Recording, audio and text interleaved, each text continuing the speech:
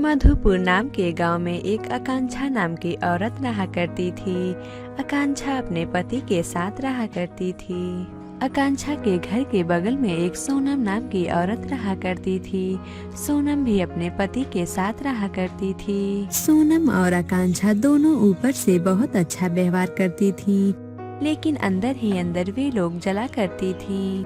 फिर एक दिन आकांक्षा सोनम के घर आती है और सोनम से बोलती है, सोनम ये लो, तुम भी कुछ फल ले लो। मेरे पति बाजार से बहुत अधिक फल खरीद कर लाए हैं, इसलिए मैं सोची कि कुछ फल मैं तुम्हें दे दूं। तुम बहुत अच्छी हो बहन, तुम्हारा बहुत बहुत धन्यवाद। आकांक्षा सोनम को फल देकर वहाँ से चली जाती है। आकांक्षा के जाने के बाद सोनम बोलती है, इसका पति अगर बाजार से कुछ भी खरीद कर लाता है तो ये मुझे दिखाने के लिए यहाँ पर लाती है।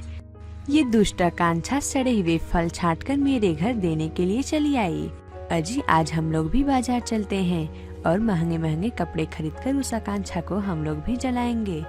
अरे सोनम, वो तो तुम्हें इतने प्यार से फल देकर गई है, तुम इतनी नाराज क्यों हो रही हो? अजी आप तो कुछ समझते हैं नहीं। वो आकांक्षा मुझे फल यहाँ पर देने के लिए इसलिए आई थी ताकि वो मुझे जला सके। अब आप भी चलिए, मुझे साड़ियाँ खरीदनी है। सोनम दिखाने के लिए बाजार से बहुत सारी साड़ियाँ खरीद कर लाती है और एक साड़ी लेकर आकांक्षा के घर जाती है। सुनो आकांक्षा बहन, मेरे पति बाजार से मेरे लिए बहुत साड़ियाँ खरीद कर लाए हैं, इसलिए मैं सोची कि मैं एक साड़ी तुम्हें दे दूं। सोनम तुम्हारा बहुत बहुत धन्यवाद। इसमें धन्यवाद बोलने की क्या बात है आकांक्षा बहन, हम लोगों में तो ऐसा चलता ही रहता है। सोनम साड़ी देकर वहाँ से चली जाती है, लेकिन आकांक्षा मन ही मन बहुत गुस्सा होती है। ओहो देखो तो, मैं इसे फल देने के लिए गई तो ये भी मुझे साड़ी लेकर आ गई। ये मुझे साड़ी ऐसे देकर जा रही है जैसे ये कोई बहुत बड़ी महारानी हो।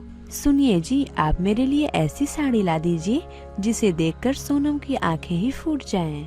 अरे तुम लोगों का ये रोज रोज का नाटक क्या है? अभी मैंने तुम्हें तो पिछले हफ्ते ही इतनी महंगी साड़ियाँ खरीदी थी। आकांक्षा, मेरे पास इतने पैसे नहीं हैं। इतना बोलकर आकांक्षा का पति गुस्से में वहाँ से चला जाता है। मेरे पति के पास तो कभी पैसे ही नहीं रहते हैं कि मुझे कभी कुछ दिला सकें। अरे हाँ, एक दिन शीला बता रही थी कि जंगल में कोई परी रहती है जो सबकी इच्छा पूरी कर देती है। मेरे पति मुझे कुछ नहीं देते तो क्या हुआ, मैं उस परी के पास जाकर उससे बहुत सारी साड़ियाँ मांग लूंगी। इतना बोलकर आकांक्षा जंगल में परी की तलाश करने के लिए चल देती है। चलते चलते आकांक्षा थक जाती है और वो बोलती है, हे भगवान, परी तो इसी जंगल में रहती है, लेकिन वो कहाँ चली गई? परी तुम कहाँ हो? तभी वहाँ पर एक परी प्रकट होती है और आकांक्षा से बोलती है, तुम कौन हो और तुम इस जंगल में क्या करने के लिए आई हो? परी, मेरे घर में खाने के लिए खाना नहीं है और हम लोग हमेशा भूखे पेट ही रहते हैं, इसलिए मैं चाहती हूँ कि आप मुझे कुछ दे दीजिए जिससे मैं अपने परिवार का पेट भर सकूं। तो ठीक है, मैं तुम्हें एक सोने की जादुई साड़ी देती हूँ। अगर तुम इस साड़ी को पहनकर जिस भी चीज का नाम लोगी वो चीज सोने में बदल जाएगा। ठीक है परी, आपका बहुत बहुत धन्यवाद। अब मैं यहाँ से चलती हूँ। इतना बोलकर आकांक्षा सोने की साड़ी को लेकर वहाँ से चली जाती है। घर आकर आकांक्षा सोने की साड़ी को पहन लेती है और सोनम को जलाने के लिए यहाँ वहाँ घूमने लगती है। गाँव की एक औरत सोनम को आकांक्षा के सोने की साड़ी के बारे में बताया। और तो और, तुम जानती हो सोनम, वो तुम्हारे बारे में क्या बोल रही थी कि सोनम ने अपने पूरे जीवन में ऐसी साड़ी कभी भी नहीं देखी होगी। और तुम जानती हो सोनम, वो साड़ी एक जादुई साड़ी है। उस साड़ी को पहनकर अगर तुम जो भी चीज बोलोगी वो चीज सोने की बन जाएगी। अच्छा तो ये बात है, लेकिन आकांक्षा ज्यादा खुश ना हो क्योंकि मैं उसे एक बहुत ही अच्छा सबक सिखाऊंगी। फिर अगले दिन सुबह होने पर सोनम आकांक्षा के घर के बाहर जाकर बोलती है, शंकर, अरे ओ शंकर। रोज की तरह आकांक्षा सोने की साड़ी को पहनकर तैयार हो गई थी। अरे मेरे पति शंकर को इतनी सुबह सुबह कौन बुला रहा है? आकांक्षा को सोने की साड़ी के बारे में याद ही नहीं होता है। आकांक्षा अपने पति शंकर का नाम ले लेती है, जिससे शंकर एक सोने में बदल जाता है। ये देखकर आकांक्षा जोर जोर से रोने लगी। हाय, ये मैं क्या कर दी? मेरे पति तो सोने के बन गए। हाय, मैं लुट गई, कोई मेरी मदद करो। फिर आकांक्षा को याद आता है कि ये आवाज सोनम की थी। तो ये सब सोनम का काम है।